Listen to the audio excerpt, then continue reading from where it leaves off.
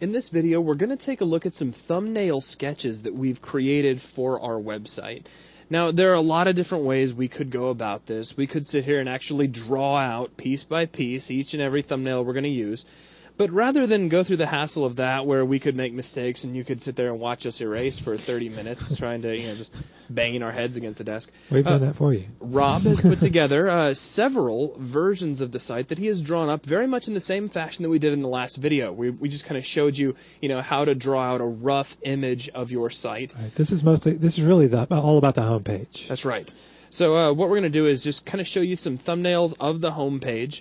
And we're going to decide on which one we'll go with as we move toward our final result, and then we'll just kind of build the rest of the pages as we move along.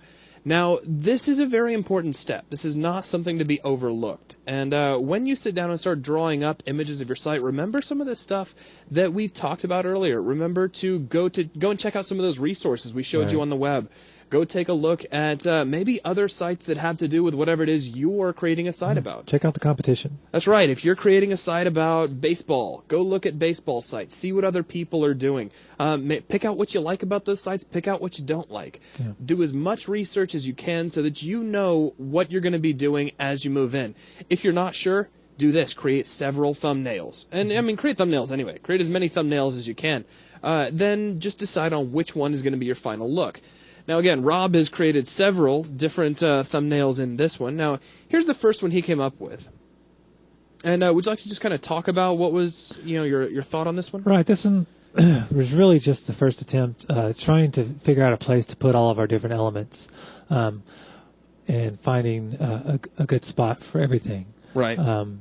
We call this one the structured look because it's very angular, very rigid. Yeah, very rigid. Everything is set up into nice, organized boxes. Oh, yeah, these are very, very square, very rectangular look to it. Mm-hmm. I could picture this as actually having borders around each of those items, sure, like black borders, and maybe having colored backgrounds behind each single item, mm-hmm, like solid colors. So this is the first attempt. Right. So let's see. From here, we move on to our second idea. Right. And in this one, I wanted basically a similar structured site, mm-hmm, except we wanted to be more floating inside the middle of the frame. So there's kind of like this floating window in the middle of the page, and that's kind of where all the information is actually stored. Right. Just to give it a little air so it doesn't bump up against this edge of the window. Right. And sometimes that helps. And notice, the notes are on the outside, right, so you know where things are going to go. There's like a splash image here in the center with, pictures and whatnot. You show where the news is going to be and right, all sorts of cool stuff. Right. Now, from here, we move on to the floating image. Now, let me go ahead and just grab my eraser. I'll get rid of those excess lines I made a second ago. So here's our floating design. Now, what makes this a floating design? Well, as you're looking at it, you can see that there's no outside borders, really. Nothing's enclosed. Right, nothing's enclosed. Everything's free-floating. The only thing that divides the sections are these little lines. So it's a very open, very airy design. Yeah, a very airy feel, kind of the great outdoors sure, kind of feel to it, since we are dealing with the great outdoors. And see, that's a cool thing to keep in mind, that you take an aspect of what it is you're talking about and try to incorporate that into your design. Now, as we're showing you these thumbnails, don't think to yourself that well, I have no idea where to start. How do I create a thumbnail if I don't even know anything about design? We can't really make you designers in this video. There are design schools for that. But what you can do is, again, go around and look at other sites and borrow certain aspects of different sites that appeal to you and appeal to the kind of things you're talking about, which is exactly what we've done here. And just to give you a little insight into the language of what we're talking about, mm-hmm, here, you'll notice here these squiggly lines usually represent headlines, larger text. In this case, they're menu items. These are headlines. Okay. The straight lines, usually when they run together in twos or threes, represent copy or smaller, sure, smaller like paragraphs of text. Yeah. This item here is part of the news section. It actually has bullet points. Right. Yeah. So that's just to give you an idea sure, of what we're looking at. Very nice design. Now, let's see. Here we have what we're calling the corporate design, which you'll notice incorporates some of the things that we talked about being standards as far as corporate websites. We have our logo up in the corner. We have a menu bar also very much at the top of the page. It looks like we have some product lineups right here in the very center of the page. That's right. And beneath this looks like a window divided up for testimonials. Mm-hmm. Looks like we're going to have a recall notice down here in the corner. That's pretty funny. Yeah. A news lineup, and down here, like the history of the company, all centered up very nicely inside the page. Right. What I like about this one in particular is the way things are organized on the page. You'll notice that we have the products square in the middle of the page. Right, because your eyes, I mean, yeah, you do read a page from top to bottom, left to right, but eyes will tend to kind of track toward the center of your monitor. Right. So if you're selling product, it's probably a good idea to put product in the middle of the page. Sure. And again, we have the human characteristics of a person's face, bringing warmth and interest to the site. Make them feel comfortable. Right. And we have a nice big area up here, which is showing off the product. So we'll have some sort of really nice imagery up there on top. That's maybe the logo's right on top of that. Right. Very cool. Now let's see. From here we have a themed kind of site. Now you'll see these around the internet. And this is kind of like a log theme, since we sell logs. Right. And this one is over the top. This is very much over the top, but it's good to get this out in the open, because maybe while you might not want a themed site for your particular work, there may be certain aspects of your site that you want to be themed.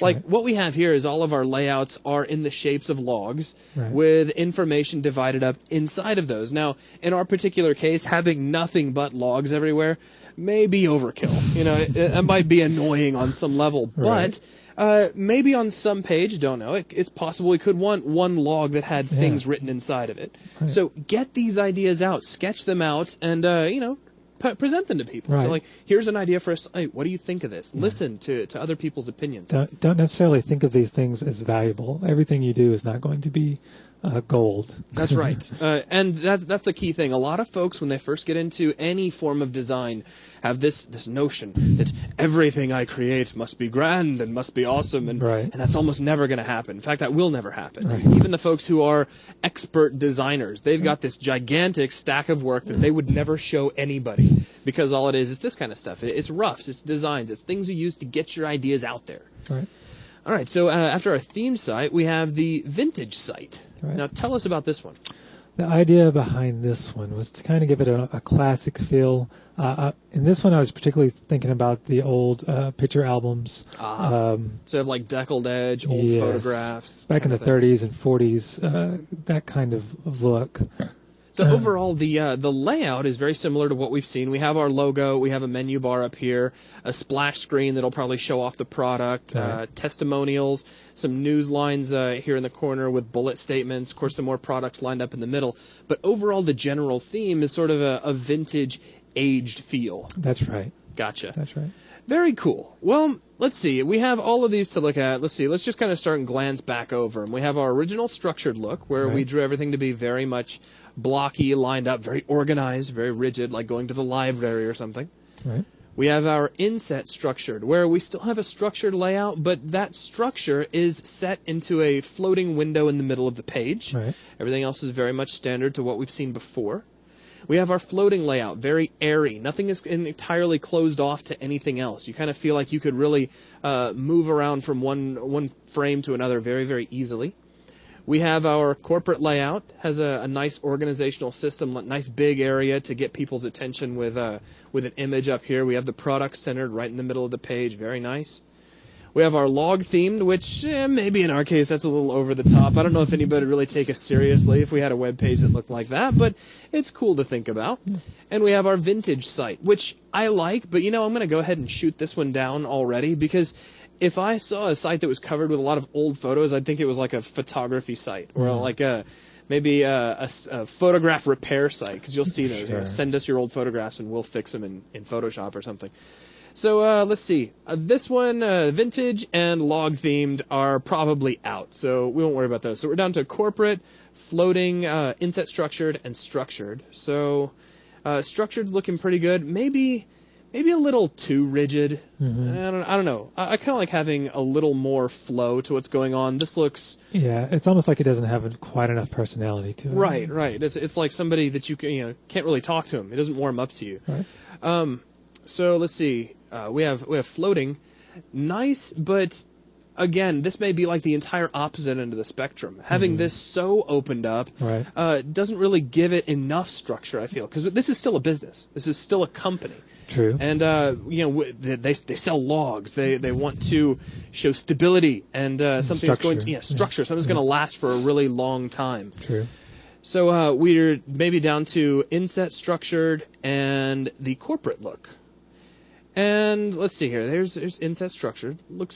I like it. It's very nice, but I gotta tell you, I'm really looking forward to maybe this not logging the corporate.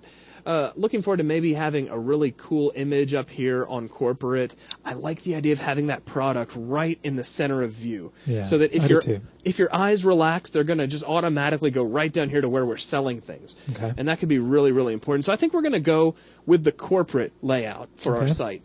Now, these are the kind of things that you should probably keep in mind when you're designing your own websites. Again, draw up as many ideas and plans as you can. If you're not very good at drawing, take screen captures of other websites. And if you don't know how to do that, just a real quick like tips and tricks for a Photoshop kind of thing. Like we could open up a web browser.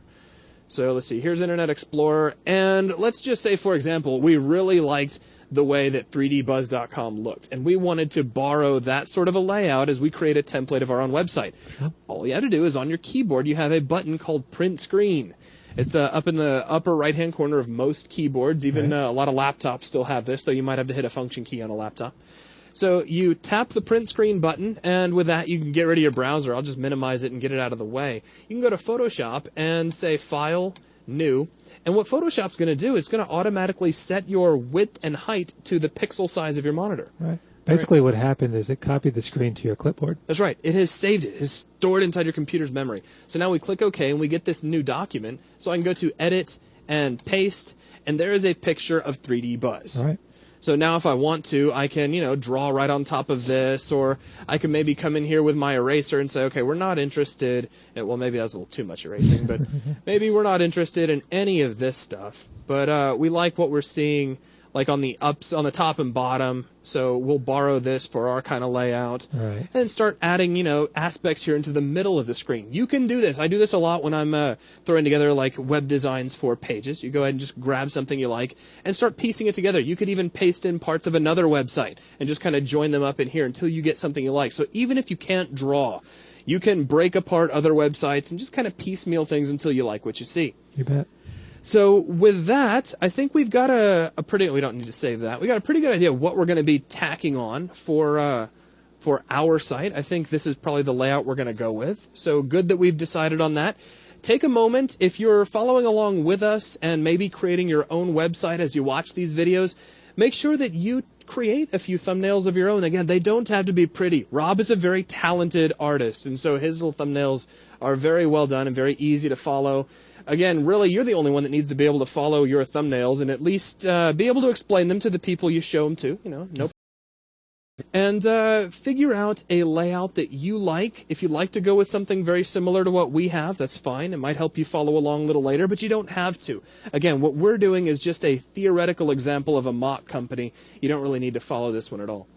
So that's going to wrap it up for this video. Okay. Thanks a lot. Sounds good.